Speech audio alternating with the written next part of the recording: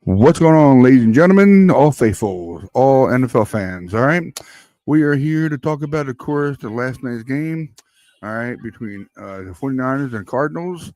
All right, so it was a great win by us. So I know damn well we're just going to go through all the numbers and everything, all the analysis and all that stuff. So I'm gonna get this baby started. I got the guys waiting. So here we go. See you guys in about 30 seconds.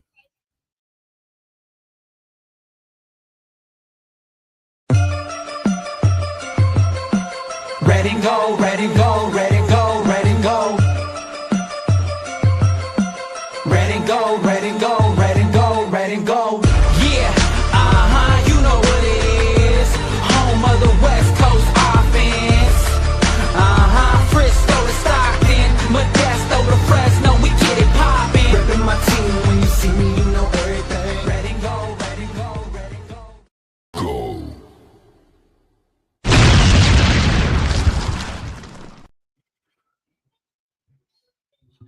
I really hope I wasn't on mute. If I did, oh well. We're just here. Hey, I know, Richie. I know. I know I was. Sorry, guys. Well, I did a little thing. I was going to say we're going to talk about the Niners and the Cardinals. It's a quick post game, guys. I know I messed it up in the beginning, like I always do. So it's all good though. We're here to talk about it, so we're going to get it going. All right, get it done and over with. All right, guys, come on in here. I know I'm tired. Come on, Richie. Come on here, Time Bomb. Yeah, go for it. Do your thing. How we doing, faithful? Sorry about being on mute like that. Sorry, guys. That's so stupid now. What else you know? Tommy, what's up, brother? What's happening? Another day, man. Another day. Who else is coming in? Just us? Yeah, Jake said he was going to come in. He wanted 7 o'clock his time or 6 o'clock his time, but he never got back to me. So I guess he's working still. So all right, whatever. He can come in later. Yeah, that's what I said to him. What about Matt? Matt man's working. He works. Okay, cool. He's only good for Fridays when we do Fridays. Okay. So. What do you mean he works? We all work. I know. But he's West Coast, and I know Cookman over there. He works too, but he gets off a certain time. Matt Man usually works late nights. That's why. Hey, Tom. I meant to ask before we start. The cooking on your Facebook, it says the cooking school you went to. That's some like prestigious place, huh? I guess. So when I told my fiance that this guy Tommy that I'm doing on the podcast with, he went to this college. She's like, "Holy crap!" She's like, "That's a good place." I was like, I mean, it is, but the best one in the world is the Culinary Institute. Mm-hmm. That's the best one. Le Cordon Bleu is okay. I mean, okay, yeah. My significant other was pretty impressed. I just wanted to throw that out there before we start. Ryan, how do you want to do this, man? Yeah, man. I got it popped up. Got the numbers and everything on PFF. You got PFF going. I'll share the screen. You want me to? I can do that. Do it easy. It's all good. You can if you want. I mean, I have a bunch of stuff written down from the game yesterday. I know you. No, I watched. So I only listened to the game yesterday, and then I watched the condensed version today to kind of refresh myself on everything that I saw and thought during this. Hold on. Sometimes numbers lie. Yeah, I know. Sometimes numbers lie because I mean, when you look at the breakdown, all the numbers from this game, it's amazing that we actually won the game. Okay, a little better at least. Can you guys see that or no? You guys see that good or not? Yeah, I can make it out, but I mean, I have the offensive stuff that matters as far as I'm concerned. From both teams. So whenever if you need help, I'll let you know what it is on this side. Then. Tommy, you want me to go? You want to go? How you want to do this, man? I won't share. You could go. All right, man. So look, we beat these guys up pretty good as far as the score goes, 40, 41, 22. But the big but is that they actually outgained us by 200 yards of offense. Think about that. They outgained. We were the first team this year, I guess. This was a stat this year. This was the first game of the season where the losing team outgained the winning team by 200 yards of offense. So it was nuts, and Jacoby set a record for the amount of completions in a single football game. With that game, we gave up 47 completions. That is reprehensible. Well, they were playing soft zone the whole time. I mean, after it was 34-10 at the fourth quarter. So it's like they're like, oh, let's just not give up any big plays. So they kept us on the field forever. They played a total of 82 snaps. The defense did. Yep. And the Cardinals had 34 minutes of time of possession for that game, 34 to 25 minutes. That was crazy.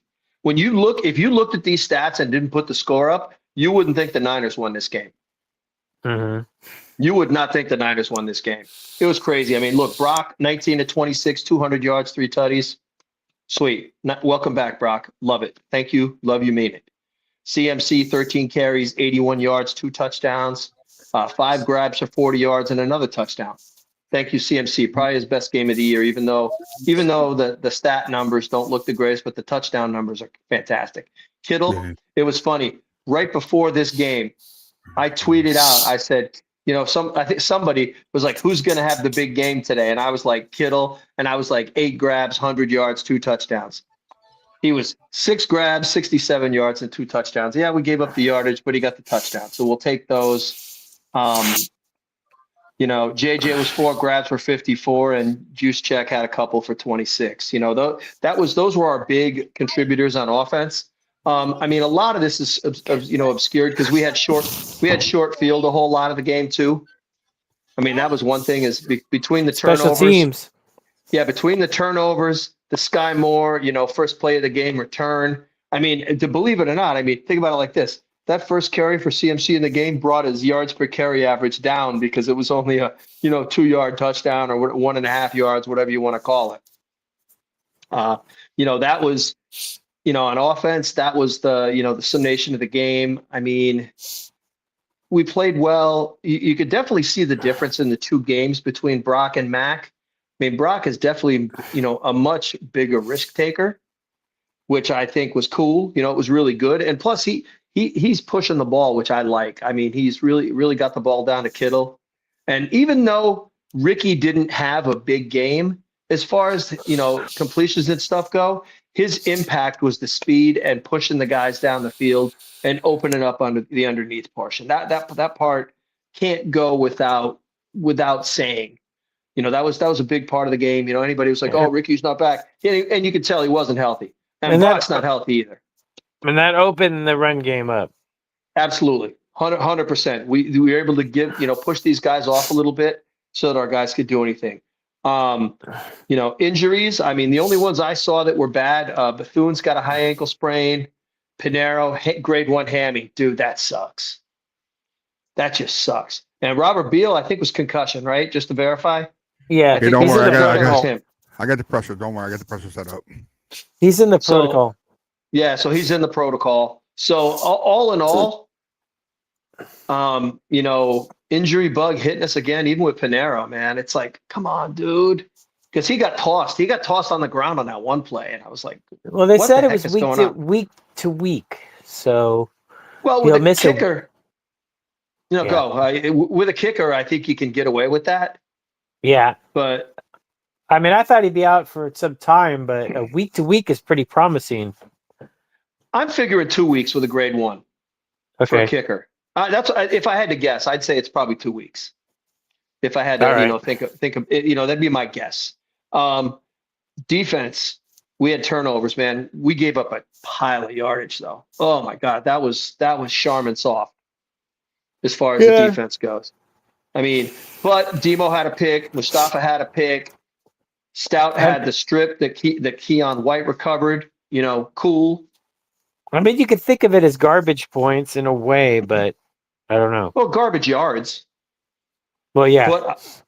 But I don't like the fact that a receiver's getting 15 grabs and 185 yards on us, and in the same game, a tight end's getting 10 for 115 and a touchdown. That is just nuts.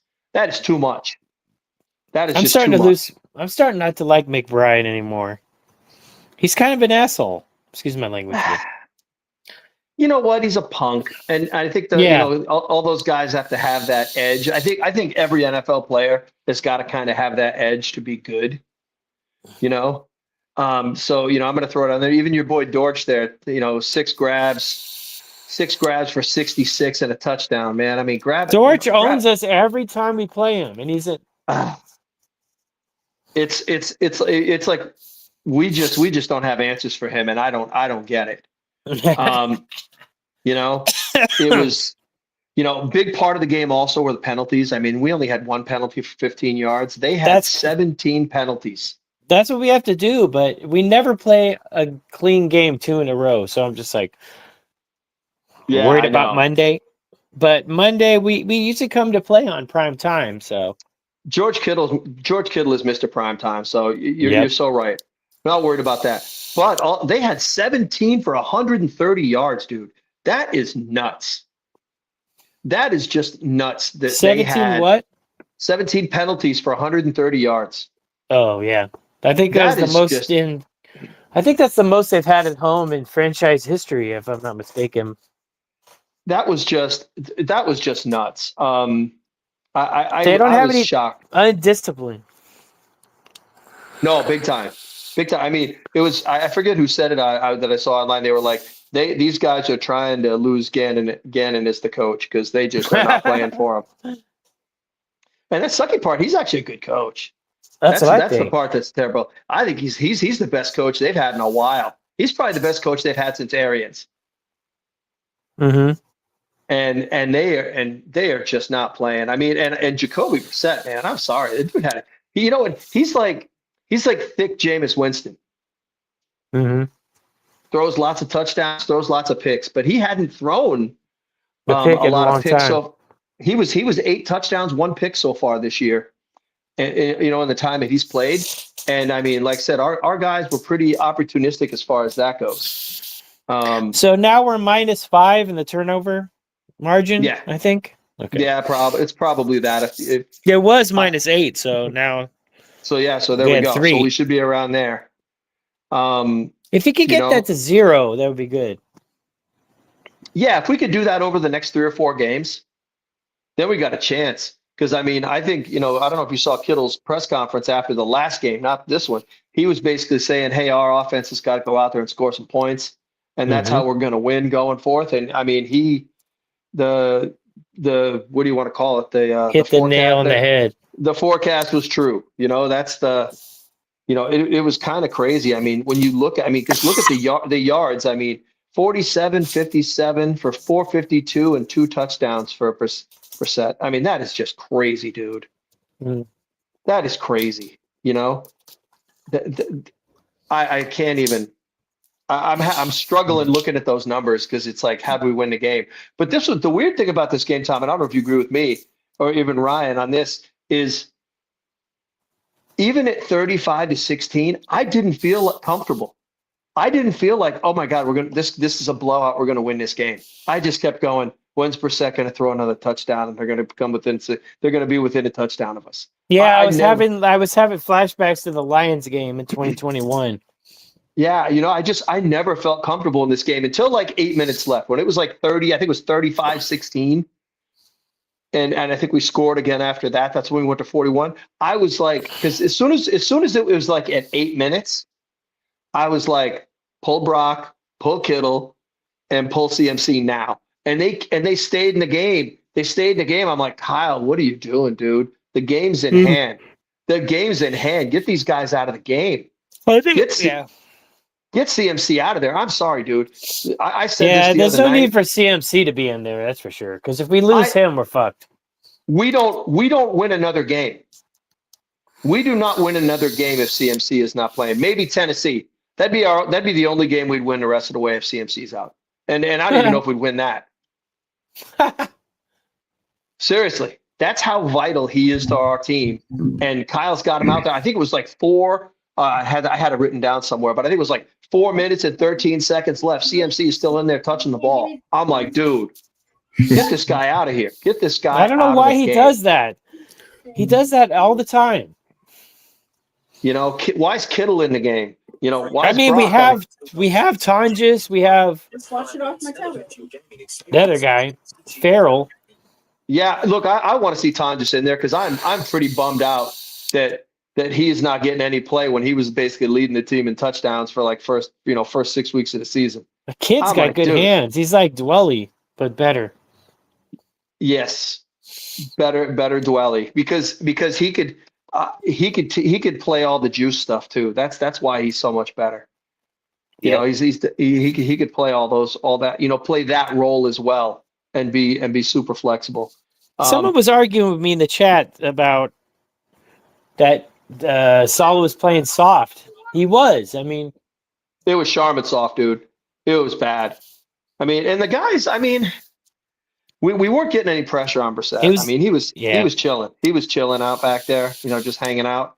And he was releasing the ball well. But I think a lot of people, you know, were like, oh my God, we blew him out. This was such a great win. Oh my God. And I'm sitting here going, we can't tackle. We can't rush the quarterback. We can't do this. We better score some points. And I think definitely we need to get some help, man. Beal I think Beal's coming around. Maybe he could save us. Yeah, he played well. And I'll tell you, Keon White, man, I like him. I really like him. He's definitely been, you know, mixing it up, and he's been in the plays, which I really like, you know, and I'm excited about that. But then Nick Martin got to play, had some tackles. You know, he had four solo tackles, 2 assists. I need to apologize to Gifford. He's not a good linebacker, but that guy's a maniac at freaking special teams. Oh my God, he was 100%. Lighting people up. He was lighting people up, and Martin was smacking people around a little bit too. You know, I love it. I love physicality. I just want to kill people. I mean, not literally, but yeah, you know, I love how you want the Deshaun Goldson kind of football played out there. You know, God, Dante Hittner, little Dante. You see that clip that Deshaun Goldson clip where he knocks this guy out and then he puts up his hands like he's a gladiator. Man, I love that clip. Oh no, I liked when Whitner knocked out Pierre Thomas in that Saints game. So that was a helmet to helmet though. I know. I don't care, man. That was like, I know he walked off like that's just football. That's just football, man. He walked off like, yep, F around and find out. You found out. He found out. So, you know, that's my quick summation of the whole game. I know there was a ton of information kind of thrown out in there. So, you know, I don't know what you guys were thinking. Was there anything that stood out to you guys? I'm really glad that they went with CJ West, who had a really good game. They got rid of Givens. What's his name was in there? Keelan, I can't do names. Oh, God. Collins. Collins was no, not Collins. The other guy. We just signed him a couple weeks ago. Clee Farrell was inactive, but I think we're talking about Keon White. You're talking about Keon White. White. Yep. No, I'm glad they went with the good run stuffers, and you know what?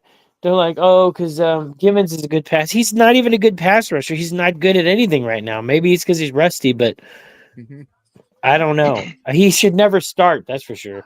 And Jordan Elliott, he's not good either. I think they got to go with Collins and CJ West. They're good players. They're going to have mistakes, yes. Keon White came from the Giants, right? No, Patriots, I think, right? Patriots. Patriots. Oh, okay. Yeah. I thank my wife for that one, then. No, you know what? I think, Tom, I think you're right in a lot of that stuff, but I think Kalia Davis and Elliott have played pretty solid all season.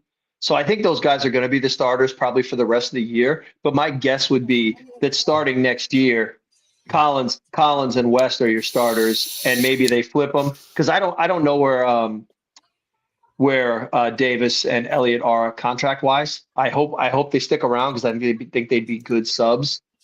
Yeah. You know, did you go on Jesse's? Did you go to Jesse's post game?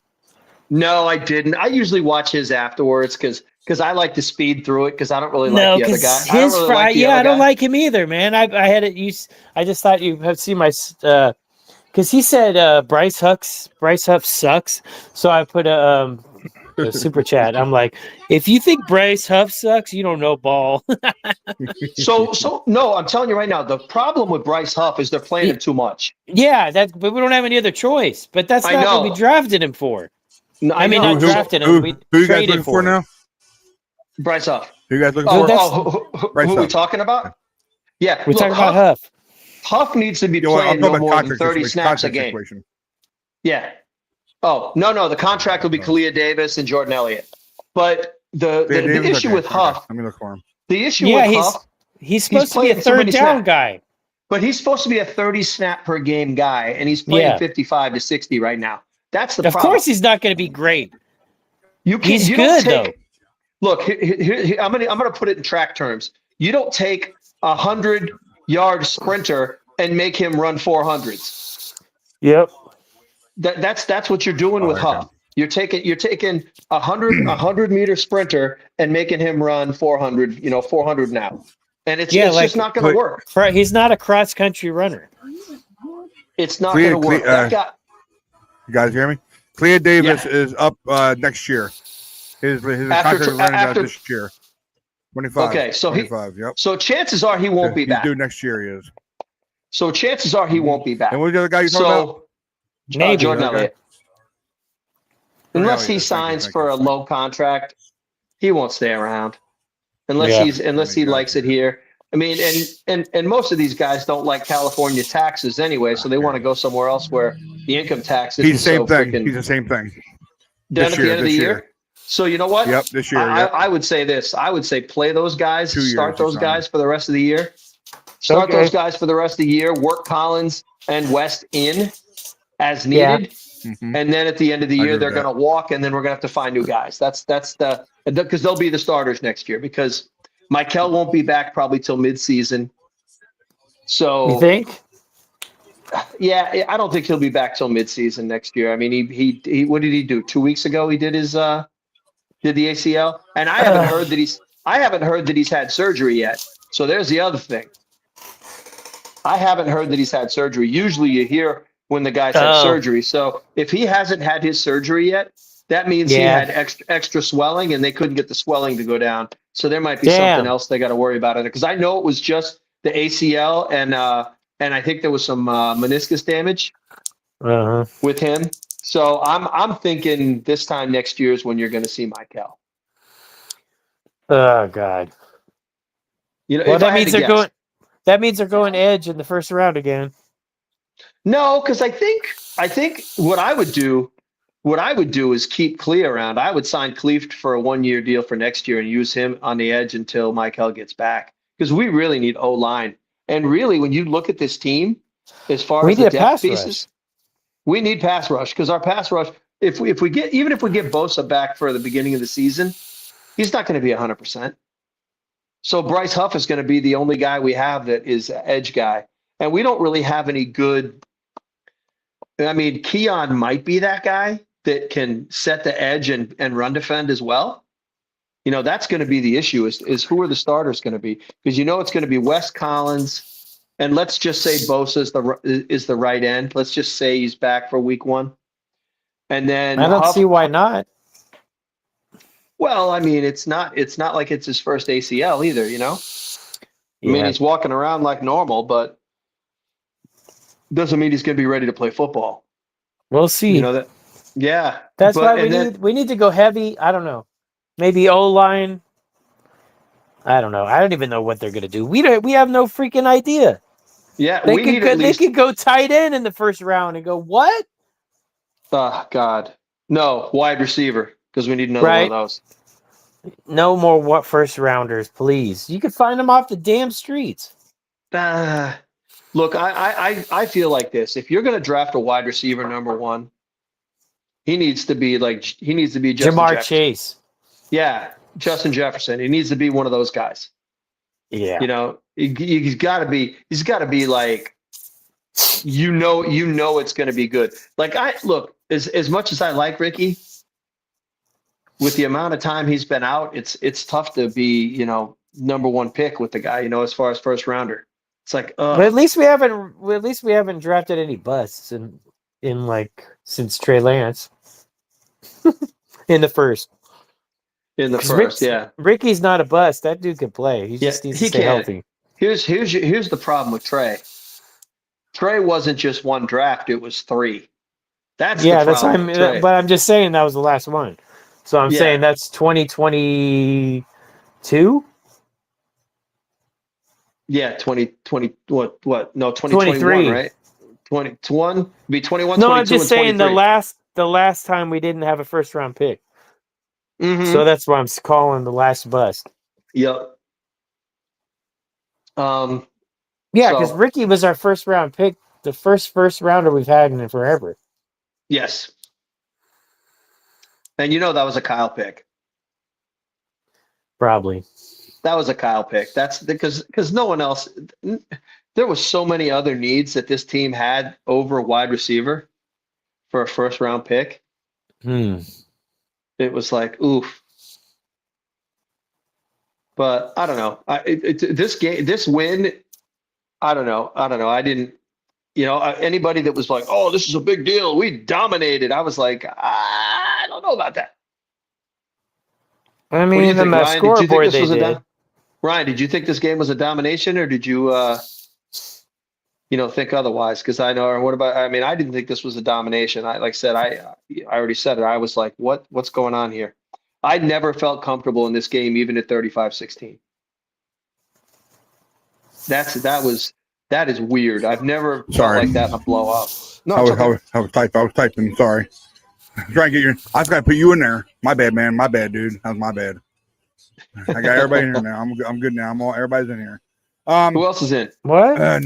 Oh shoot! I didn't notice that. My bad. Anybody got questions? Please leave question mark at the end, and please smash the like and subscribe, please. All right. Anybody in the chat? Hold on. I'm about to get it right now. Somebody named Ray. Yeah, I got you. What's up, Ray Gibson? Hey, Ray. What's up, man? What's up, bro? Well, nice tasteful win. Yeah, we'll do. I love that win. Hell yeah, dude, man. Hey, we're 2-touchdown lead. I love it. So yeah, man. Yo, I was late to get to the game because I did my way to work, and she goes in 4:00. So I didn't catch the kickoff. I was very surprised when I saw that kickoff. I was wow. That was electric. 2 yards. 2 yards. 2 more yards. For our first kickoff return for a touchdown since Ted Ginn Jr. Am I mistaken? What's that, like 2012 or something like that? No, I think no, I don't think nobody else. It was Ted Ginn Jr. That was the last one that I know of. Ted Ginn Jr. is the last one who ever did it for us. I don't know if it's a punt return or that actually scored. That actually scored. Yeah. Yes. Oh, okay. Yeah. That actually scored. Yeah. Mm-hmm. If he never got injured, we win that NFC Championship. Oh, don't bring that up, please. It hurts me, dude. But I know we're at 7-4 now. How's everybody feel about the Chiefs so far? I wanted to bring that up. The who? Chiefs. The Chiefs. The Chefs. They suck. Okay. I don't think about the Chiefs ever. So I know. I just want to bring it up. Oh yeah, no, I'm glad they're losing. I mean, they're probably going to go to the wild card. I think. Yeah, and they're one of those teams that could get hot. Yep. But you just don't know how that team is holding together right now. I mean, maybe they're at the end of their run. Could happen, or you could just have a bad. Good teams have bad years. It just happens. Oh yeah. Ask us. Just ask us. We have bad years. I think 2020 probably was the worst one that I know of. Oh, Jimmy's ACL year? 44 injured players. 44 injured players in the whole season. God. Jimmy's ACL year. Jimmy's ACL year. 2020. That's when there was the pandemic. Year. No. 20. No, he had a high ankle sprain then. Yeah, that was a high ankle sprain, not the ACL. Yeah. And ACL was 2018. Yeah, he wasn't the same at the ACL. He wasn't the same at all. He was not the same. That's the reason you why. Know what? He just threw off his back foot so much, and that was the problem. Is like he threw off his back foot and sailed a lot of passes. Mm-hmm. That was Jimmy's problem. And the funny part is when he came back in, as soon as we had gotten CMC and Trey got hurt, Jimmy was playing good football. Yeah, he was playing good football. I mean, I'll tell you right now, Brock's game yesterday, that was a Jimmy G game. No, look, think about it. 19 of 26, 200 yards, 3 touchdowns. That's a Jimmy G game. Oh boy.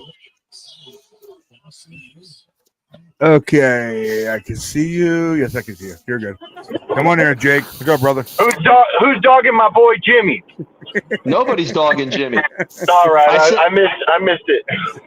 No, I basically said you did. I basically said Brock's game yesterday was a Jimmy G game. What? Only you know why it was? You know why it was a Jimmy G game? It was because he didn't have to do anything to score on the first drive. Well, yes, but no, but to think about it, 19 of 26, 200 yards and 3 touchdowns. That's a Jimmy G game. I mean, it totally is. I don't know. I don't remember last time Jimmy had 3 touchdown passes. Huh? Well, definitely not playoff games. No. He was the worst playoff quarterback I've ever seen. But in that first Super Bowl, Whoa. Jimmy walked off the field with a 10-point lead at the end of the third quarter. I'm talking about the playoffs. That Cowboys game, he was terrible. The Vikings game, he was terrible. But he was dope as F in that Saints game. Yeah. The Saints? Oh, well, yeah, that wasn't a playoff game, though. Yeah, I'm talking about playoffs. Okay. Yeah. Well, yeah, but they won. I think they weren't in the playoffs if they didn't win that game. We clinched the playoffs in that game. Yeah. Yeah, and we were looking to get home field because not home field, but we didn't want to play in St. Louis. Not St. Louis, New Orleans. And that same year is that when the Vikings took off the Saints. I was not expecting that. We ruined Jimmy G's last chance. Or not Jimmy, I'm sorry, Drew Brees' last chance in the playoffs. Oh yeah. That was a great game too. I should look that up on YouTube and watch that game again. Not as good as the Alex Smith Saints game. No, they made the playoffs that year. Look, that Ace Mitty game, that Saints game, that was probably Alex Smith's because that was the Vernon Post game. Yeah, I don't understand why we're glazing that defense. They gave up like 40-something points. What the hell was that? What, in the Saints game? Yeah. No, I mean that game. No. You're talking about the Jimmy Saints game. No, the one we were just talking about with VD. Oh, because at the end, you know why? Because the last 5 minutes of that game, it was like touchdown. Yeah, it was like touchdown for them, touchdown for us. And that tight end was freaking destroying us. Yeah, but you know why, though? Because everybody who's been a fan long enough to remember Alex Smith getting drafted and him going 1 for 11 in his first starts as the quarterback after they traded Rattay, and watching him get drafted and suck and go through Mike Martz and all the crap that he had to go through before he got to Harbaugh, everyone was like, that's my quarterback. That's my quarterback. Yeah, and you know what? That was the moment right there that he actually figured the damn game out, honestly. Yeah. That game was when he decided he was going to go over to the Chiefs and put up 45 points against the Colts in the playoffs. You know? Well, and even before that, the next year after that season, when he came back, he was playing lights out football before he got concussed, and then Kaepernick came in and played the rest of the way. I don't want to hate on Kaepernick's play for that year, but the truth of the matter is I mean, Alex Smith probably would have won that game. I think we win that Super Bowl. 100%. Yeah. We win that Super Bowl with Alex Smith. The clock would have been better managed. We would have shown up at the beginning of the game. It wouldn't have been gas defense by the end and having to play catch up. And we would have had a quarterback that could actually deliver anything but a fastball. I'm just going to throw that out there. Yeah, he had a laser and no touch. That is true. Kaepernick couldn't do anything but laser it in. And he could run. Look, he's a phenomenal athlete. I won't take any of that kind of stuff away from him. But we didn't need the phenomenal athlete. We needed the game manager for that Super Bowl, and we didn't have it. 100%. And back then, Harbaugh wasn't good in big games. You can't win a Super Bowl without being a game manager, dude. You can't. I don't know a single. You tell me a team that's won a Super Bowl that can't manage the clock and beat down a defense long term. Yep. Look, I can't tell you one. I'm a big A. Smitty fan, so I'm pretty hard to watch. You know, like I said, I remember I've watched more Alex Smith football than probably anybody here. And yeah, maybe if you watched him in college. No, I didn't. But I had the NFL. I had NFL Sunday ticket for like 19 years. Yeah, so you I watched them got all. me on that because I'm gonna tell you right now, dude. I lived in Dallas when they drafted him, but I also did go to my very first game at the Stick with him at quarterback. You know, like dude, I watched all the games, dude. I was like, why are we on the cusp of being a good team, but we suck? It's because of coaching. We had best defense in the league, no offense, because we couldn't keep an offensive coordinator for more than 1 year. Well, that was a big problem. But the other problem were the head coaches too. I mean, we had Mike Nolan, we had Singletary. Singletary just needed to let the OC run the offense. He was like, run the ball, run the ball, run the ball. Yeah, that's like Frank Gore was one of the best running backs of all time, in my opinion. But, you know, like at least 49er running backs of all time at the very least. But he built his career on the shoulders of a guy that was check down Charlie on off as an offensive coordinator. Yep. It was brutal. Damn. Look. Remember we went like almost it was like 14 games without a touchdown. What was it? 14 games without a touchdown to a receiver? Jesus. Oh, yeah. Well, yeah, but because it was the check down part, but it was just ground and pound. It was ground and pound. And Delaney Walker. You know what sucks is I think if Delaney Walker would have stayed with the 49ers, he would have been better than Vernon. Maybe. Oh man, Vernon's my guy, man. I love Vernon Davis, but Delaney Walker was a better pure receiver than Vernon. Vernon was a way better blocker. Dude, I felt like Vernon Davis could go out on a route and beat anybody though. He was a mismatch. Just like, but he was, but he jumped up in the air for every single pass, and he caught every pass. He caught every pass with his 85 and sucked it in. Yeah. He did not have great hands. But oh my God, I loved him. I loved him because he was tough as nails. Between D-Love and Vernon, if you put them together, they're Kittle. Yeah, that's how good Kittle is. Yeah, Kittle's the best. He's the second best tight end to ever play the game, in my opinion. I'll throw it out there. He's the second best tight end. If anyone says Brett Jones is better, come on, he wouldn't even admit that. Dude, come on, man. Let's get real. I watched Brett Jones play. Brett Jones was dope, but guess what he was good at? Receiving. He was not. You know what? Basically, Brett Jones was Kelsey. Yeah. You know what I mean? He was a big guy, but he was not a blocker. He was not a blocker at all. And he couldn't.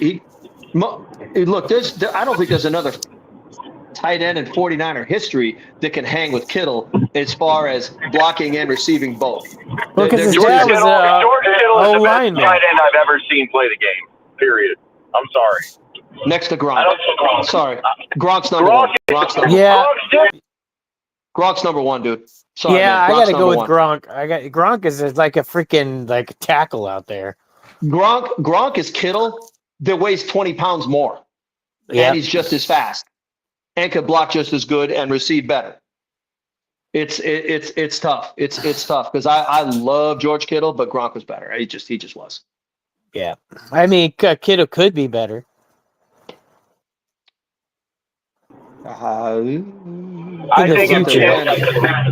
I think if Kittle was on that same team with Tom Brady during the same time, they would never lose a single game. Sorry. Damn. You're a little biased, but I like it. I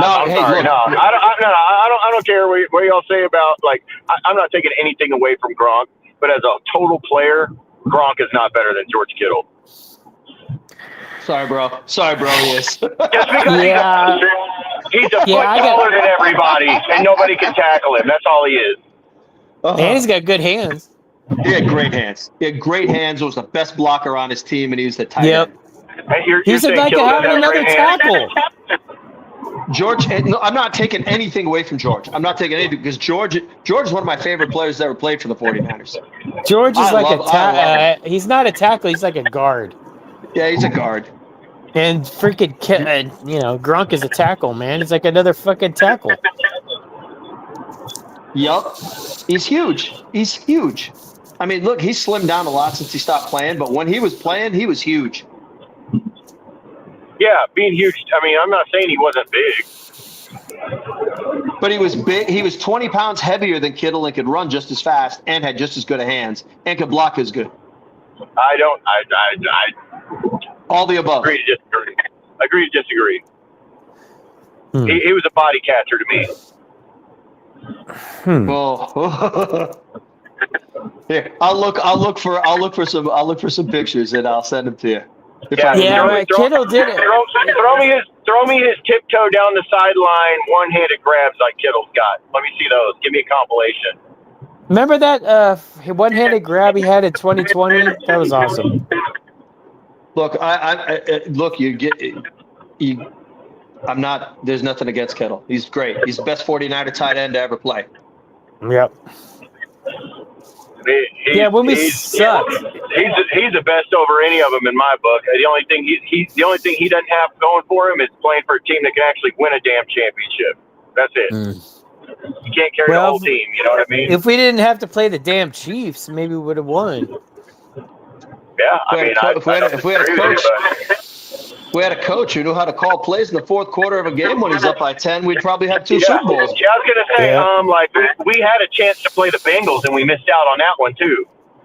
Yeah, because Tart wanted to play for the Rams. Well, And Jimmy G had 2 injuries in that game. The Our NFC defense Championship. did not know how to stop shit in the fourth quarter in the playoffs. That's why. They wanted to hug people and get DPIs and give up 3 points and blow 10-point leads, give up the game-winning catch. Dude, I'm sorry. I mean, the last Super Bowl is a pass for me because we lost Greenlaw in the middle of that game, and we were a complete defense with him, and we were nothing without him. Yeah. Even the next year, our defense sucked after when he couldn't play.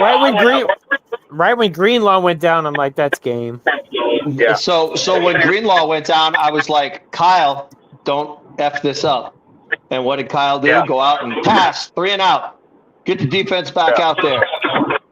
Yeah. What did he do in the next series? What did he do in the next series? Pass, 3 and out. Here, get the defense out there again. And then we had just finally wore them down and needed to keep running the damn ball. Christian McCaffrey didn't get involved again until late in the fourth quarter. Yeah. And then they basically just trucked our defense. They trucked our defense because Kyle couldn't do his part on offense. I'm sorry, man. Oh, they ran Travis Kelce up the middle over to where Greenlaw normally is, man. Every other play was 15 yards on fourth down they needed, and nobody trying to bring down Patrick Mahomes like he wasn't about to run that thing. Like nobody tried to stop him on numerous, and not to mention the refs getting him extra plays, man. Like, how you gonna get 2 third downs? I don't know, man. Nice one. That's a rough. Like I said, it's rough for me, man. It's rough for me. I struggle. I struggle with that because everybody likes to talk about the refs in that game and talk about this and that and the other. And I'm like, our coach blew it. Our friggin' coach blew it. He always does. With the Chiefs, he just likes to blow it. Dude, I struggle. I struggle with Shanistans. I have a huge problem with Shanistans. Because they're out there acting like, I don't.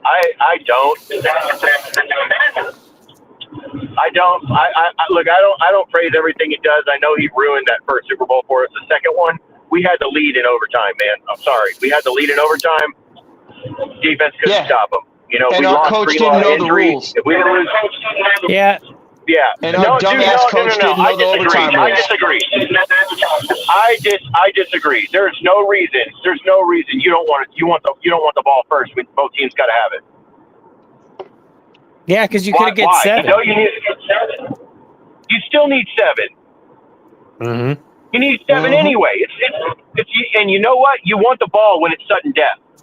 So if we'd actually gone out there and scored a touchdown first, and then You know Patrick Mahomes is going to score a touchdown. We could have gotten to field goal range and won that game. But no, if we had scored first, or if we'd have got the ball second and tied the game, Mahomes would have gotten into field goal range first. Like there's no reason we should have took that ball second. There's no. You do not give the Chiefs the ball, and all they need is a field goal. I'm sorry. I don't care what you guys want to say all that shit about. He didn't know. No, dude, we did not need to take the ball second. There's no reason. Yeah, that would have been stupid. I could dig that. I could dig that. That's the way it is. You do not give the ball back to Patrick Mahomes in sudden death first. Because we had to score. We had to score a touchdown in that game. In that overtime, we had to.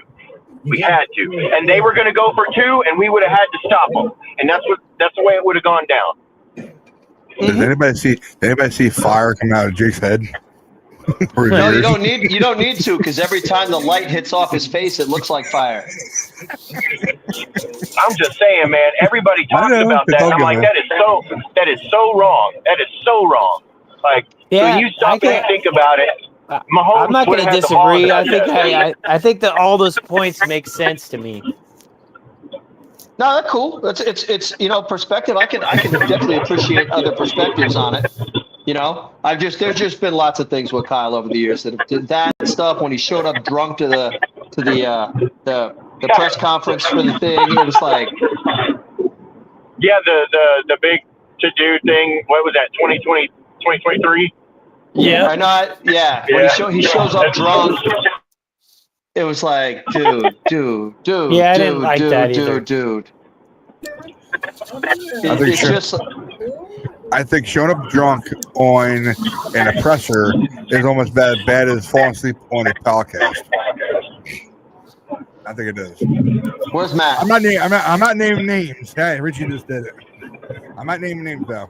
I don't want to embarrass him. So he'll probably watch this now and think, right, you're done. Goodbye. No. Matt, we miss you tonight, buddy. Yeah. I know he works. He works on Mondays. I know. He's working hard, making that money for his family. I understand that. Absolutely. It's all good. All right. I'm doing the same thing, so. Cheddar makes life better. So. Hell yeah. I got some pressures. You guys want to go through them. You guys are a song. And by the way, that's also why I hate McKivitz so much. Because we needed that touchdown. Boy. Well, Burford, he had his worst guy. He was terrible. Yeah, blame the black guy. Hey, I'm not playing the race card on this one. Look, I'm just saying, dude, like, he actually blocked a guy. You know what I mean? Like, he jumped in, hit the inside block. McKivitz let the other guy run clean past him. I'm sorry, you see that? You see Chris Jones running past you, you do something. Take a penalty for crying out loud. Like, dude. But I don't know, man. Like, effort. We had no turnover. We had one turnover. But you know what? Special teams. If we didn't have that special teams, we had 2 turnovers, didn't we? One on special teams, and then Christian McCaffrey fumbling in the end zone. So it was even for the second game in a row, or was it Green Bay and then he did it? Was it Green Bay when he fumbled in it, flipping over that guy? I don't remember that. I don't remember that either. He tried to. He was turning his legs, flipped over, and they stripped the ball out. And we got way behind, and we ended up catching up and winning the game. And then he did the same thing in the Super Bowl. He did it twice in the playoffs. What game was that anyway? What game was that? It was either Green Bay, the or division. It was, but I don't remember that at all. Me neither. Right. They literally stripped the ball out. Right. I don't remember. I know. I know it happened. I don't remember. It was infuriating. I was wearing my damn McCaffrey jersey at the time. You jinxed I took that sucker off. Yeah, I know. I took that sucker right off. I was like, no. Ain't know why. I don't jinx our team when I'm wearing my jersey. I'm gonna put those fumbles in my next NNS video, man. So I'm rocking the '90s not Cardinal red 49er stuff here. This is with the late '90s. I think this is the late '90s red. Yeah. Oh yeah. That's the crimson, dog. USC, man, fight on. Yeah. That was the crimson. This was the Steve Young, Garrison Hurst, T.O. years. Yup. I remember those jerseys. You guys ready for some pressers? That was the prime of my Ninerhood. Yeah. You guys ready for some pressers? Okay. Yeah. Shoot them up. I want to make sure. Okay. I didn't get a chance to do them. I'm gonna do about. I think it's about 4 of them I gotta do. So, and the two first ones are short ones. So, but I got the air pressers ready. Here we go. I got everything set up here. Share screen. Told you the first 2 are gonna be short. So, as fast as I can. There we go. Okay. Here is locker celebration. Hope it pops up right. See here. All right, we're good. I can get rid of. Yeah, I've seen this one. I know. I'm sure everybody's seen all of them probably. I just want to play it. There you go. All right. Here we go. Hey, got hell of a job, man. All right, big time. Guys, we've been waiting all year to have a game like that. 3 turnovers to 0. That really took care of everything. Yeah, D, that's all we needed when special teams, you guys play like that. Sky's starting us out. Everybody across the board, man. Awesome game. All 3 phases getting better and better every week. All right, enjoy the night. You guys earned it. We'll come back next week better. Come on. Hey, man, it's a beautiful win. Let's keep going. You know, that just shows the relentless, the grit of this team. We'll keep fighting. Let's go. Yes, Niners on me. Niners on 3. 1, 2, 3. That was that one. I'm so glad Demo played. Yeah, he got that interception right after he gave up that big ass catch. Well, after he pulled that calf, it was cool to know that he could actually still play. So that was good. Yeah. I mean, he gave up that deep ball and then total redemption and ran it almost all the way back. I don't know, man. I struggle with relentless when you give up 450 yards of passing. So. Hey, they got to tighten up. They got to keep at least they tightened up. No. You know what? They tightened up in the red zone. They did. You got to do that. The bend don't break. The bend don't break. I'm on the field at State Farm Stadium with the one and only Sky Moore right after the Niners win over Cardinals. Sky, what a way to start the game. A 98-yard return. How did that feel? It felt great. You know, just having all the juices built up to come out here and start the game with a bang like that. I wanted to get in the end zone, 1 more yard, but it was a great way to kick the team off.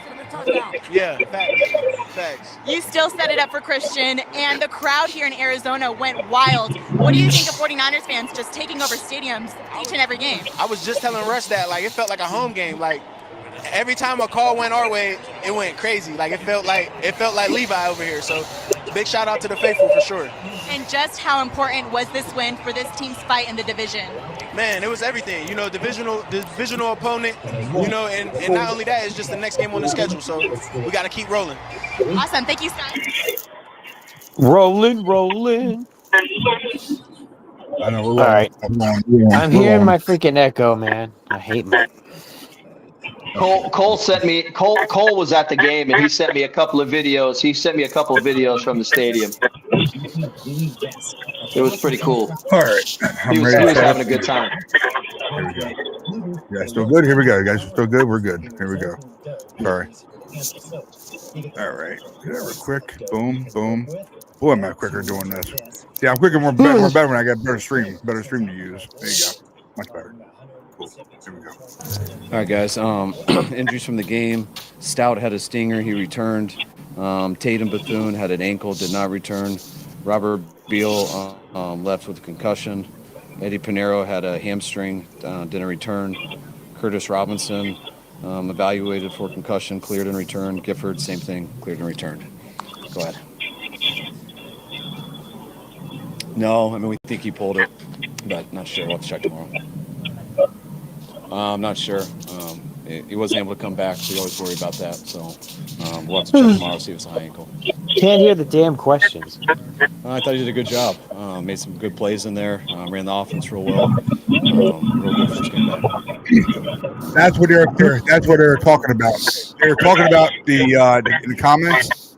Why in the hell do our producers or whatever get better microphones for these reporters, for the media? Awful. Because they can never hear any questions. It's ridiculous. It really is. And how much money they make for it too. Ridiculous.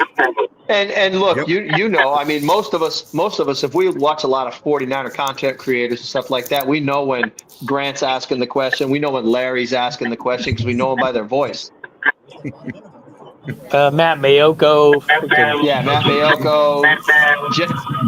It was huge. Matt Barrows. For that, and I thought those guys were huge today. I mean, starting, I think it was Malik who started it off. Demo, huge.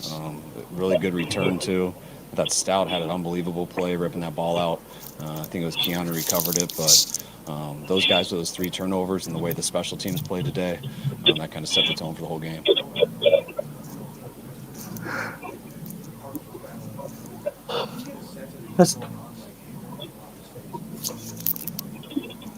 We should talk about Dudu Darnold for a minute. No, because that's how we are anyways. Just because they're getting more doesn't really change what we're doing. I know they did something to Renardo that pissed them off, which they missed, but they always get the second guy. So we were pissed about that, but Renardo came back and had a good game after that. There you go. Yeah, that was huge. I mean, that's the way you want to start out when you lose a coin toss. Have a huge return like that. He's been close for, we feel like, every week now. It's been getting closer and closer, and it's good to see him get one. How much have you lost in a coin toss?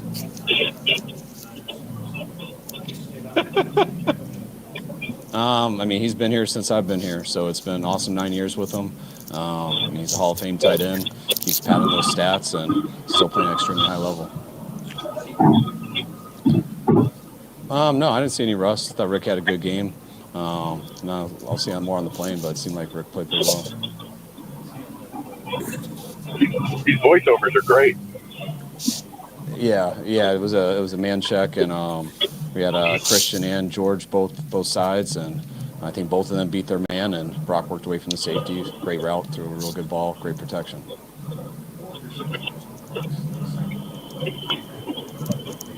I think it made him feel more normal again. I mean, it's always tough for football players when you're out and you can't play, especially watching the guys just do it week in and week out. So I could feel he was more comfortable throughout the week, just getting back into full routine of practice, more comfortable in the meetings when you know you're playing, and I thought he carried it over today. So it's a good first week.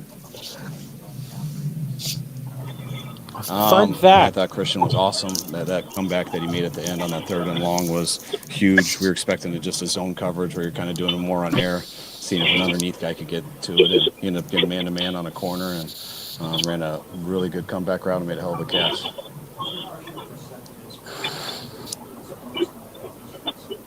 I didn't know that, but it felt like that at times. I got a lot of respect for Jacoby. Every time we played him, which I feel like it's like 3 times in the last couple of years, and we were expecting him versus Washington a few years ago. He didn't end up playing, but he always looks like that on tape. He looked like that all week studying him, and looked like that in person. He made a few of those big throws down the field where we were hitting him as he let it go, and he hung in there. Real tough player, and I got a lot of respect for him.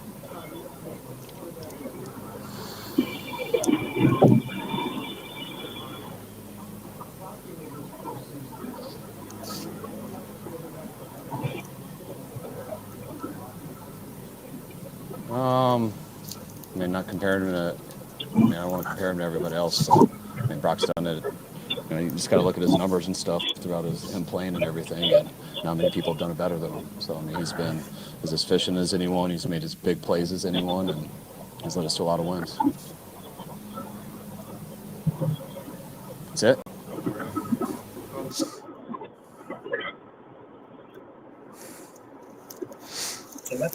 Yeah, sorry guys, I'm gonna hook it down. I know that's one up, guys. Sorry. They're taking a few more minutes left, but they're messing that one up. So they're I tell you, their freaking things suck. Their media microphones suck. There we go. I'm gonna start the last one up. Here we go. Sorry, guys, how long it's taking.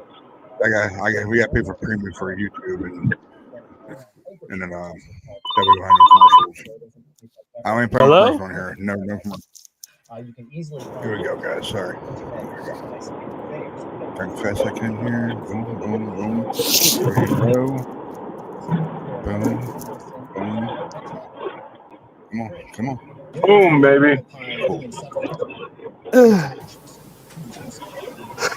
We're good. Rock, does your mother still brush her hair? Absolutely.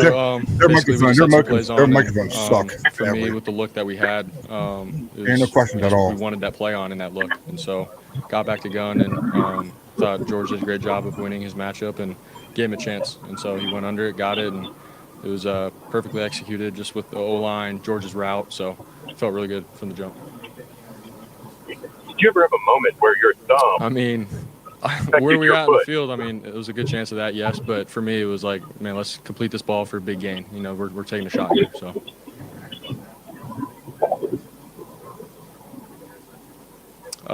I mean, that route specifically has been from over the years, so we're sort of used to that. But that play in general was a new play. So. Hey, time bomb. You know what you can do, right?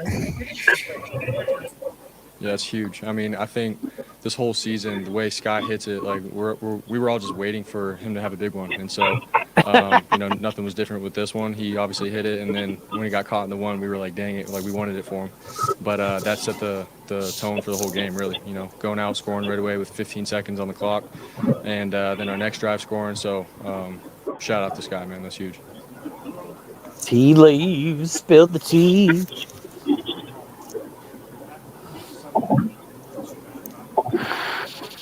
I mean, it felt good just to get into a rhythm for sure, and you know, hit the guys and have some big gains, and then to hit that one, it was like, yeah, like we're playing. You know, we're in an NFL game. You know, put a good throw on to George, and he completes it. Like, it just felt good for, you know, my confidence and everything. But you know, outside of that, man, it's football. I've been here before, and it was just trying to settle back into, you know, who I am, and now I play quarterback.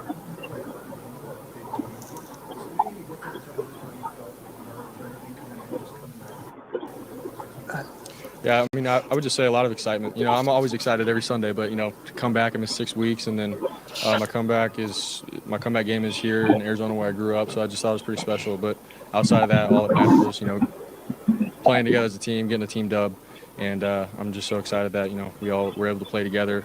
Offense played with the defense, special teams. Like, I feel like everybody across the board made plays, and it was a good team win.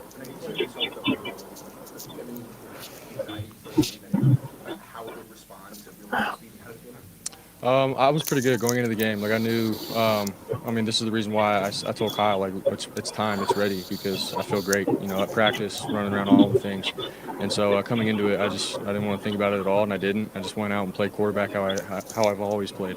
And so that's how I went about it. It feels great now, and, you know, on to the next one. So.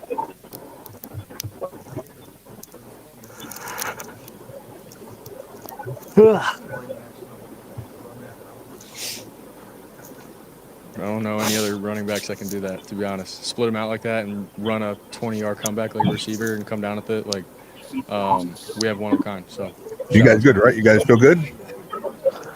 Yeah, I gotta get going. All right, man. All right, time bomb. No. Yeah, man, you're good. Well, I'll see you guys Friday then. All right, man. See you Friday, bro. Tommy, good to see you, man. Yeah, good seeing you all. Take care. See you in the chat. See you in the chat. Who's in the chat right now, Ryan? Is that three comments I see in the chat? Obviously, it's my first time missing that much time. That in is just season. the same guy from before Ray For Gibson. me, it was new. Okay. How do I handle it? You know, I'm the starter. And you guys are bored, put in all let this me know, work I'll from stop it. OTAs to Problem camp, solved. and then we go into Seattle, big win, and then wanted to see the I was dealing with this toe thing for Okay. all these You weeks. guys And so probably it started was already. frustrating. I had to learn how to deal with it and mentally, like, just take it one day at a time, 1 week at a time, and trust that there's a process to this. And the trainers, the strength staff, everybody, they do this. This is their profession. So trusting in them, our plan that we put together, and all to when I do come back, mentally, I'm ready to roll. You know, I'm going to drop back with confidence, rip it with confidence, play quarterback, go through my reads. So it was getting to that point, and so that was all new for me. But overall, it felt good, and I loved our plan, and I feel great now. So it's, I'm glad we won, and now it's on to the next.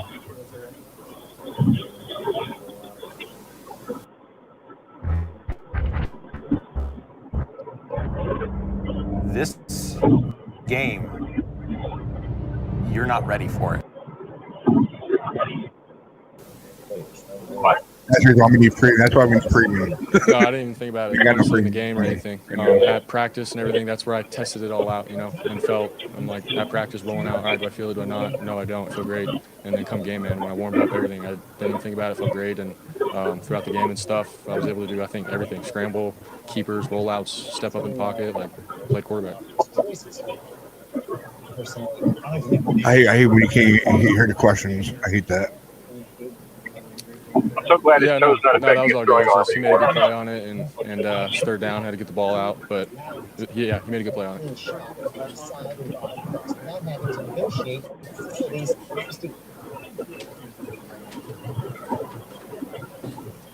Definitely. I mean, I'm excited, just with the momentum that we have going and guys ready to go in on this challenge of finishing out the season strong. But it's one game at a time. It's one practice at a time. But I think more than anything, like, we all believe in each other, man. We've gotten tight. We've lost some guys, which has sucks, some big names and everything. But guys just stepped up to the challenge, and this is what NFL football is all about. You find out who you are under pressure, but we got the right guys in the building, and we're ready for it. So, thanks, guys.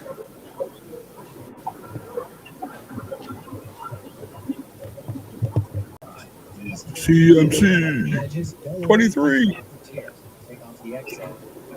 It's awesome. Keep them rolling.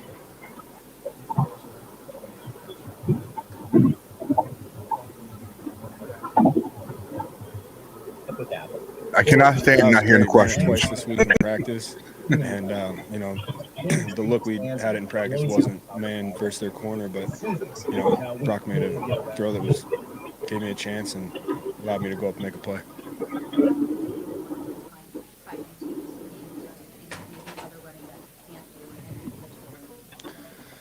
I love football. I feel blessed every time I'm able to go out there. Love the game so much, and I try to be a complete back. It's something that my whole life I've tried to focus on and being able to do everything. And I just love playing with my buddies and going out there and competing and trying to do whatever it takes to get a win. Say it again. What's the status of the running game? You guys kind of getting on track? Yeah, I think so. I think we're getting better. That's what it's all about, getting better every week.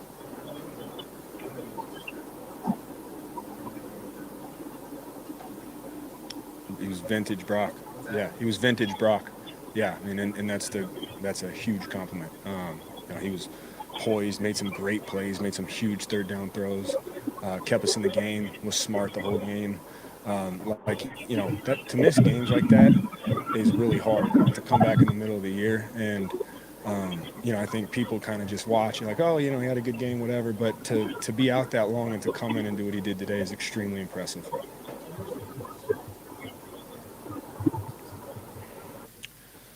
Throwing the ball on time, not making. You guys can hear that, hear him talking, right? Just being. Okay, I just want to make sure. I just want to make sure.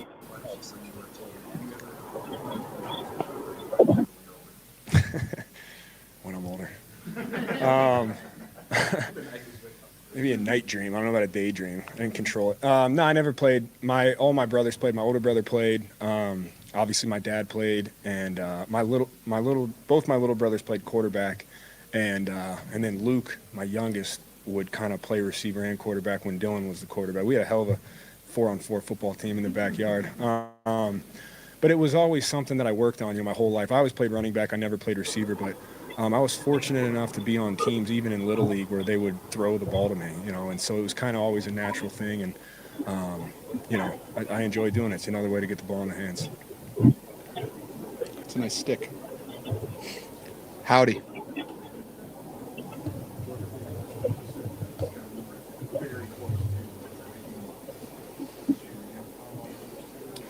I'm not lying. I was standing on the sideline next to Colt McKivitz, and I was like, it'd just be so nice if he just housed this right now. And he started returning. We just looked at each other like, yeah, that works too. But, you know, we all need Christian McCaffrey touchdowns in our life, so that's why he got tackled, just for Christian McCaffrey fantasy owners. That's what it was for.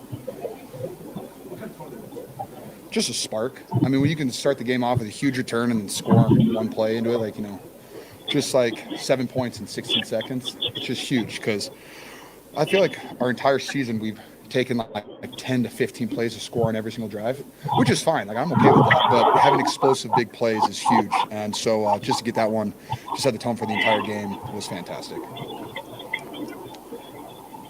You know what? This is why I stopped shopping on Amazon, and you should too. Don't spend another dime on Amazon. What in the world?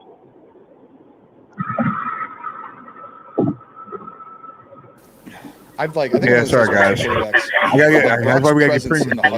Is just so elite, and how he talks to the players. How he talks. My wife's calling me. Yep, it's my wife. I'm so sorry. Don't tell her I ignored her call. I'm in trouble. But like he just he plays the game with this joy that's so infectious, and it's just so much fun to play football with him. And I mean, especially like 5 plays into the game, he hits me 30 yards down the field on a perfect pass. Like, he was definitely feeling it. I think he's got the confidence. He's got his swagger. I mean, more people were celebrating with Brock after his touchdown pass than with me. I was a little jealous. But yeah, he was feeling it today. I will say the one pass to Christian on 3rd down was like that. Is like he clicked too many Madden buttons on his controller and just said screw it. And what a play by Christian. Goodness. Oh, Jimmy G's presence in the huddle was pretty damn good. He just has a very, very good voice for the huddle. It's like some guys just have like a piercing voice that like when they speak, the entire like everybody's attention just no matter what is going on, and he does that. So Brock is very good at that. You get 3 questions. That's impressive. Okay. Yeah, really good at football. A 20-yard comeback on 3rd down? No. I mean, I could be wrong, but I don't think so. I don't think there's any running backs that are doing that. I don't know how many guys can do that. He's just so unique in what he can do for our offense. And the fact that he was able to run that and, like, kind of be open, too, because, like, people are just like, oh, it's a running back. He's not going to do anything. And all of a sudden he's making a jumping, awesome, acrobatic catch. And then also while he's running the ball, I mean, did you guys see the one run he had downhill? It could have been for very many yards, but, like, his spin, like, he spun out of it and then, like, drug a guy for a couple yards. Like, he's definitely feeling himself. And if Christian McCaffrey's feeling himself, that's great news for the 49ers offense. Such a corporate kid, but that spin got a first down. Well, anytime one of your, I feel like Demo's probably one of our best players on defense, especially at this point. And when your best player gets a turnover, like the juice that it gives the whole team, because that's what you expect them to do, and for him to go out and do that was huge. I mean, the fact that Malik got an interception, fantastic. And then Upton's strip at the end was just fantastic. And, like, because I was telling him the whole game, I'm like, look, he gave up a big play early in the game. I was like, dude, flush it. There's so many plays. There's so many opportunities to make today. And, like, you have an opportunity to go out there and make a hell of a play. So just flush it and move on to the next one. And then his time came and he made a hell of a rip. So it's awesome for our young divas to be making that. No idea how many guys got hurt today. That was a little nerve-wracking. But, we'll figure it out. But I'll also say 2 things. One, shout out Kyle Juszczyk. That was his 200th game. I don't know if you guys knew that. That's pretty incredible stuff. So shout out to him for just having an awesome, long career. He's only 29, though. That's what he keeps telling me. And 2, like, I can't get over Alfred Morris and his effort on every single play. Like, it's one of the things that stands out to me the most. Alfred Morris. That's my old running back. Thank you. Great guy, Alfred Morris. So loved him. But Alfred Collins, like, just his effort on every single play is just like you see it, like, because I'm used to watching like Bosa and Fred, like that's who I usually watch. But now I'm just like watching the D-line and I just kind of pick and choose. But like Alfred has just stood out to me, and like just his constant effort of just no matter where the ball is, he's just chasing down. And I really appreciate that from a young player. And he batted down a pass. You owe me $100. Yep. Yeah. Well, the nice thing is we haven't had a bye yet, which is crazy to me, and I could talk about that for an hour, but I'm not going to. I'm not going to go on a roll there.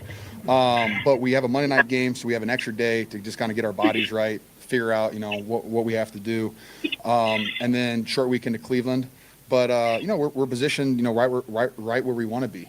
Our offense is basically healthy where we want everybody to be at, and if we can just keep rolling, keep making plays, Kyle keeps scheming it up for us. The crazy thing too is like Ricky had 1 catch today. I mean, that was more catch than I had in my first game back. So, like, he's going to pop off here in a sec because I wish you guys could watch practice the whole week because he was just on fire the entire week. And, just some of the looks weren't there, but he's going to have a great game. And then when Ricky's running his routes full speed and you get Juwan involved and me and Christian and Juice, I think it's just a very lethal offense.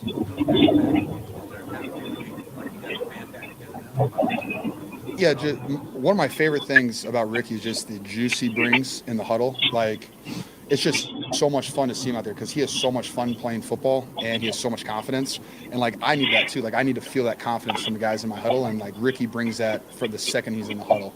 And so he's going to have a great one. And, I mean, my guess he's going to pop off on Monday Night Football. That's what I would put. I'm not going to put any money on it.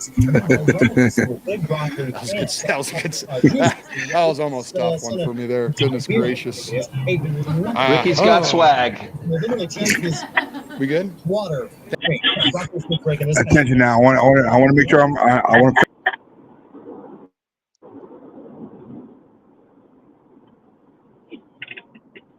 Uh-oh. I think he bailed on us, Jake. Whatever. Hey man, yeah, but for real, shout out to Stout. You were just talking about he's gonna do something when we were talking about the game before it happened. Stout had a good game. I was really happy with him. I mean, I've been waiting on him to have his little comeback. Look, I tweeted out that he's basically Bob Sanders 2.0. Yeah. He's Bob Sanders 2.0. He's the little engine that could. He's so good. I'm ready for it. I want him on the field when we win that big one. I can't believe I just did that. I knocked myself off by accident. Sorry, guys. Yeah, I didn't want to hang out for real quick. I want to make an adjustment what I just said. I want to apologize about the wrong information I just gave you guys. Tommy Bomb actually just recorrected myself. Okay? The last return for a touchdown was Richie James Jr. in 2018. Yes. I just want to get that out. Thank you, Tommy Bomb. Thank you, man. Thank you, bro. So I'm positive about that. I was wrong. Sorry. So, yeah, guys. Yeah, man. I mean, we had a good game, but that's just me. I mean, great game, actually, I should say. Because, oh, God. 50 touchdowns by 50 touchdowns for George Kittle. 200 game for regular game for of course Juice. So that's great, man. That's great. Love it. So and I think it was the passing touchdown to CMC. Yeah, that was an audible from Brock. Okay. That was an audible from Brock, and I don't know if you saw it when Christian was coming off the field after that. He was tapping his head and looking at Brock, and he's pointing at him, tapping his head, going, "That was you. That was you." And when Brock checked into that play, Christian was wide open for that touchdown. So it was pretty cool. That's something that this offense has probably been missing, as well as Mac has been playing. That was something that stood out in the game as far as Brock's return goes. I was just glad he came back and he didn't have a bunch of cobwebs, like he actually was able to play without like the monkey on his back, proverbial. You know what I mean? I think because he practiced for like 3 weeks and it wasn't just, hi, it's Monday and I'm playing Saturday, a Sunday type thing. I think having those 2 to 3 weeks of practice made it better and easier for him to transition into the game. Especially with that being a timeout.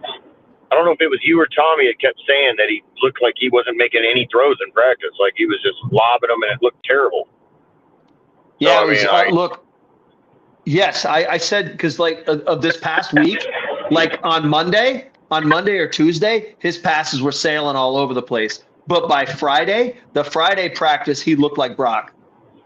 That was what I saw in all the practice videos and everything. That's the one thing that Lombardi does a good job of that, of getting the practice video of the quarterbacks. Grant does a good job of that. And Larry does a good job of that, of getting actual videos of the guys throwing. So you can actually look at the mechanics, see where the ball's going, see which receivers are grabbing the ball. And for the media portion of practice, I mean, there's, we don't see what happens behind closed doors. Yeah, but I mean, it's still good to see what's happening when the guys, if a guy's throwing a ball high, he's going to throw the ball high.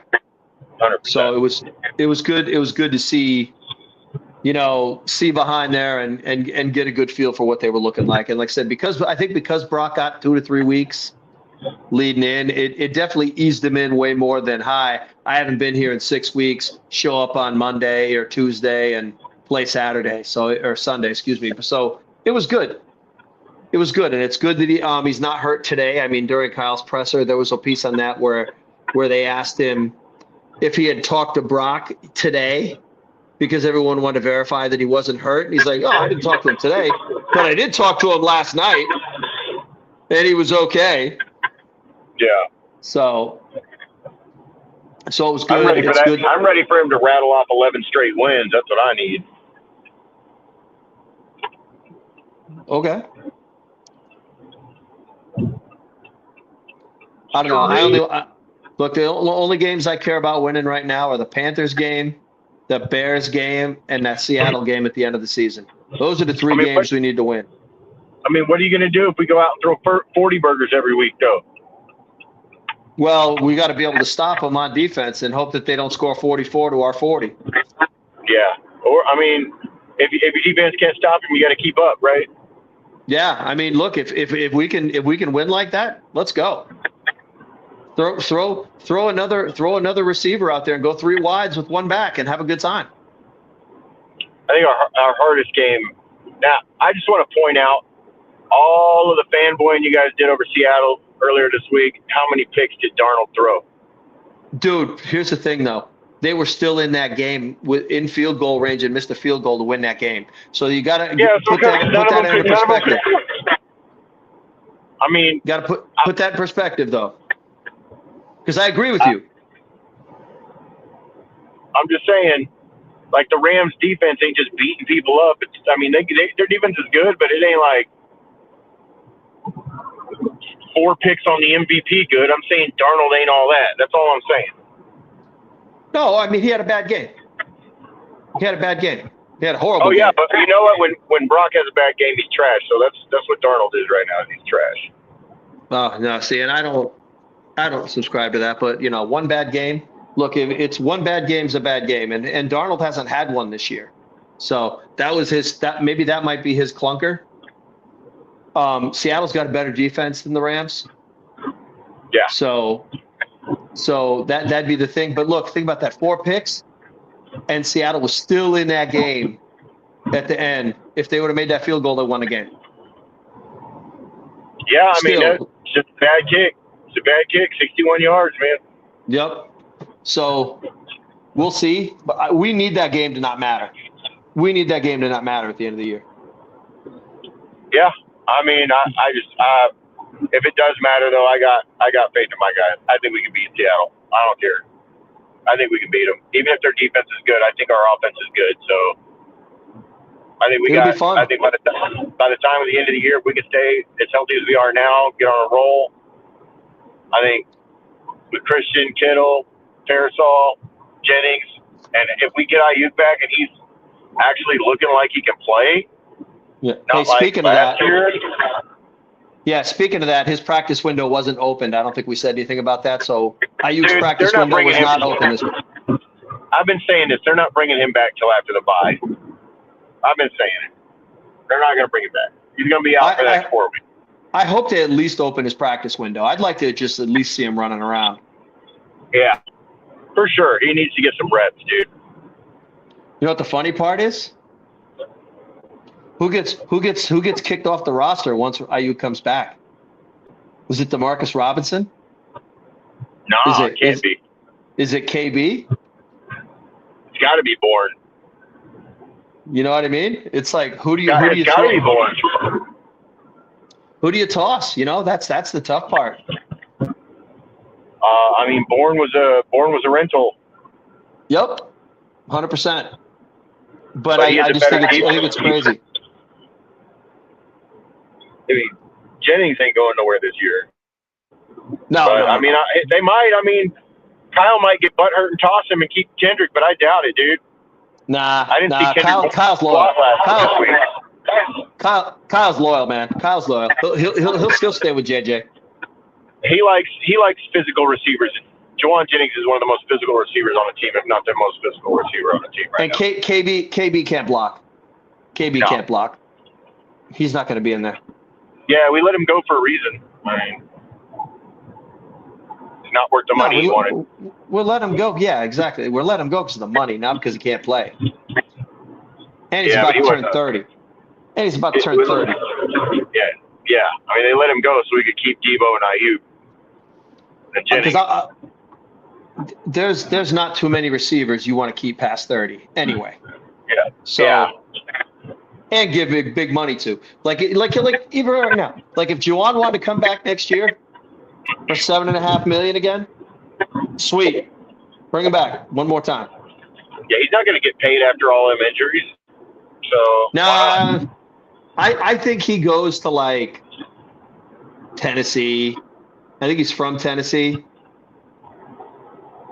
So I think he ends up there and just, he cashes in and maybe makes $10 million a year, which will be cashing in for him after this year. And then you don't hear from him again. He'll get like a 2-year, 3-year contract. Try and win a championship somewhere. He's gonna fall off. He's just gonna give up on trying to win one. Yes. Because you know you why? go to Tennessee, you're giving up. Yeah, but you know why? Because but that guy's never made any money in his career until last year and this year. That guy's never had a big contract. He's a late round pick. $7 million is a lot of money, bro. Not really. Not in NFL, circles. He's not in the NFL. When you've been hanging on to a wide receiver 3 for dear life. You know what I mean? I mean he's making good money for a third receiver. Yes, but when he thinks he's a number 2 when he thinks he's a number 2 and should be getting 12 to 20 a year. Yeah, I guess that's true. He ain't gonna get that though. I don't think he's gonna get it anywhere. I don't think anybody's gonna pay that. Maybe Miami or maybe the Saints will go get him. Maybe.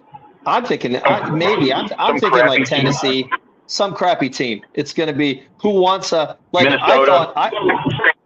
I thought we were going to trade him to the Giants. I was hoping we'd trade him to the Giants so he could be freaking Jackson Dart's, binky and security blanket. Yeah, and then I do appreciate we get like a third man. rounder. No, I do too. I totally do. As far as a good Niner, he's been a great Niner until this year. Yeah. He wanted his contract. I wouldn't go that far. I mean, I think what he did is he finally got a little selfish. He was always kind of unselfish, and I think that's what people always liked about him and made him endearing.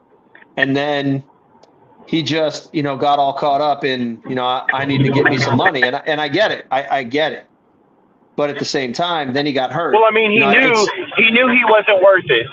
He knew he wasn't worth that money, and then as soon as a bunch of guys got hurt, and he felt like he had us by the balls, he flipped the script on us. And I felt like that's bullshit. 100%. He was 100%. He thought he had us. Chasing a betrayal. He thought he had. No, you know what? You look at it this way. If you're a guy that feels like you've been underpaid your whole career and it's the only chance you have to try to make some money, he rolled the dice and crapped out. He had a rough night in Vegas. Yeah, he had a really bad negotiation tactic. Like, they probably would have paid more if he hadn't tried to strong arm us, honestly. If he'd have just been like, yo, dude, give me a raise. Which they did, which Instead, sucks is he they got gave some him really all the crappy incentives that he's not going to hit. Yeah.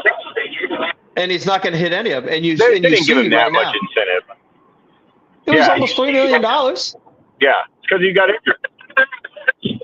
Yeah, but I mean, like, look, dude, his incentives, like, he started negotiating while he was injured, which was like the whole reason he didn't make any money. Honestly, I don't think he was hurt. I don't think he was hurt. I think he's holding out, but didn't want it. But the team didn't want to let anybody know that he was holding out. He's got an ankle. He's nursing an ankle. Kyle, what's going on with JJ? He's on the injury report. I don't know. Ask him. You know, that was. Yeah, I guess that was some. I thought that I was would just like a to bunch think of that when you posturing. put somebody on the injury report, there's like medical paperwork, you know, of some sort. But I mean, those guys make $15 an hour anyway, so whatever. Yeah, whatever. Yeah, they're water boys. Pretty much. Water boy. At least ours are, because you know damn well they're not any good at training shit. I mean, our guys stay hurt. What are you talking about, Jake? Our guys are great at pulling hamstrings and calves and everything else. They must have some 10 out of 10 hotties in that training room, man, because nobody seems to want to get out of that thing.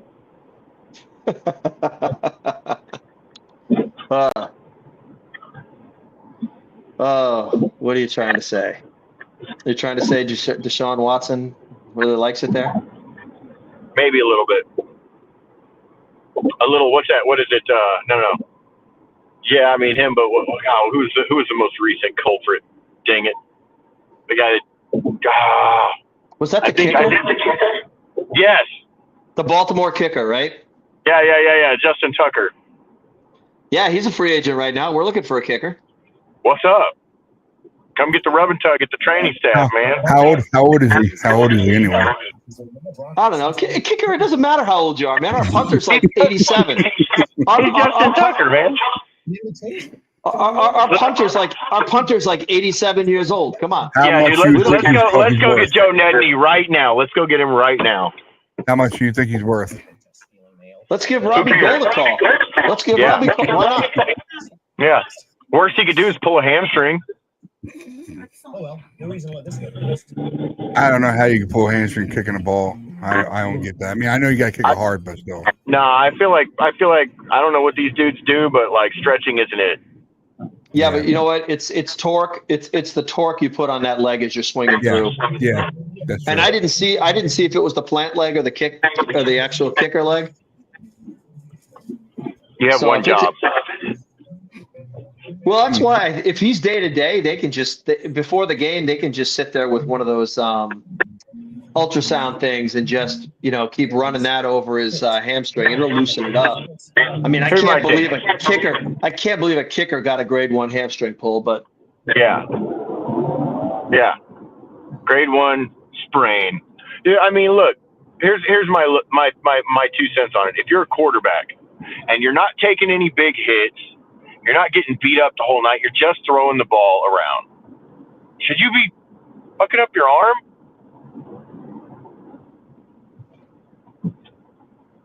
Well, no, but is your arm, you're going to mess your arm up just throwing the ball around when that's your only job and you're not getting beat up?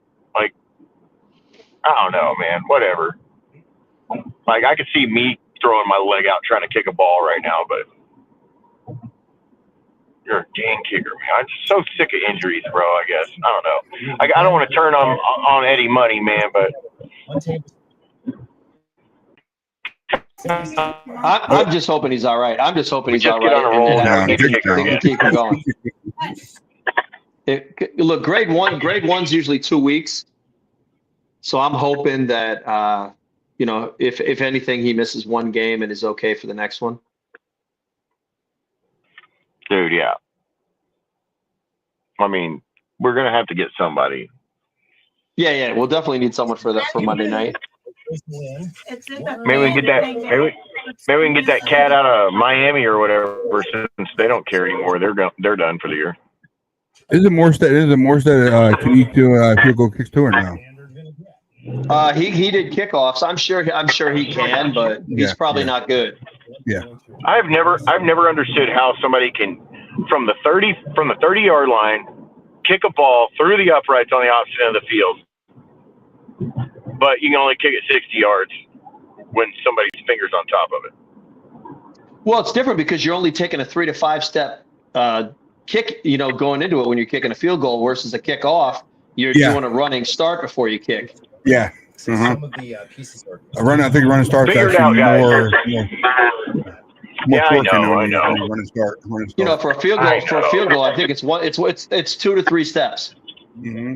And I only know about the 2-step because our former kicker had to switch from a three-step to a 2-step to be able to kick straight, or kick semi-straight. When you're doing kickoffs, you're running more to the ball.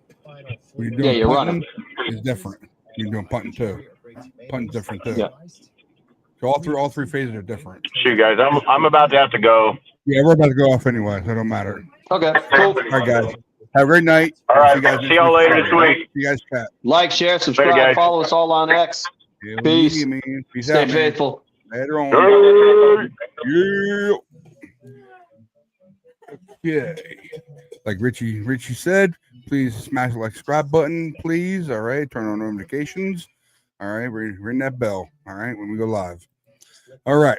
Let's see here. Get everybody out of the way. Yeah, we'll be live this Friday, actually. This Friday. I should say next Friday, this Friday. All right. Same time as always, 6:30 Eastern, 5:30 Central, and 3:30 Pacific. All right. Yeah, I apologize to everybody who was watching this earlier. I had myself on mute. I know I did. After I played the video, I could tell that I was on mute when I first started it. I always do that for some reason. I don't know why, but that's okay. It's all right. We got it started. Everybody's going. Everybody's talking. We're all good to go. So right now, I know he haven't been on the show. He was on the show actually. I think it was last week. Yeah.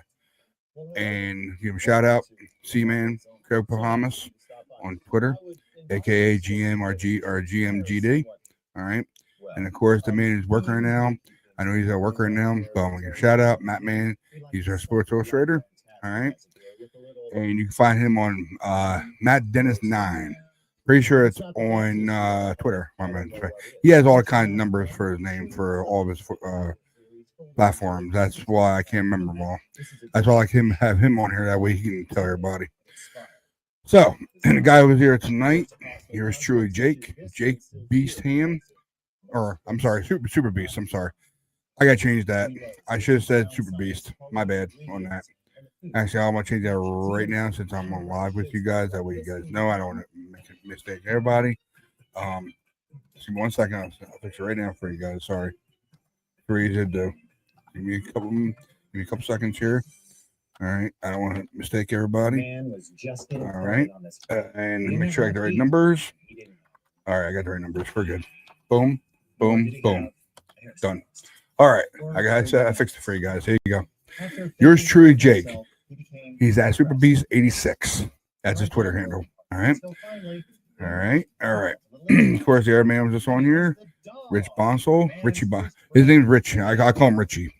But Rich Bonsall, aka Richie B. I call him Richie B. And of course, and young man was on here tonight. Tommy Huxley on Facebook. That's where you found. He still have a Twitter handle, so on Twitter. He only has Facebook. So, all right, and I'm pretty sure that's it. Yeah, and then everybody. All right, did everybody? We're all good to go. And like I said, this was the post game that we beat the Cardinals 41-22 post game report. All right, that was that. So we will see you guys on Friday, and I'm gonna get a plug out to me and my wife's show. That's probably gonna happen in the next couple hours, maybe a couple hours. I said we're gonna a couple hours, maybe. It'll be on here. So it's the MM in the box. I will show you real quick the overlay. If you want to look for it, is that right there. So MM in the box. Look for that, and when we go live, you'll know. All right. So we talk about movies, music. We do quizzes, trivia, and all that stuff. Me and my wife do. And yeah. So we'll see you later on tonight, a couple hours from now or so. Get that going, popping. We'll be all good to go. So, if that's it, that's all we got. And we'll see you guys Friday. All right. And I'm sorry, Regular 24/7. See you on Friday. Past, present, future. That's sponsored by the Regular 24/7. And we'll see you in a couple hours for the MM in the box next episode. All right. We'll see you when we see you. Keep the faith Never lose hope, guys. Later on. Go Niners. Later.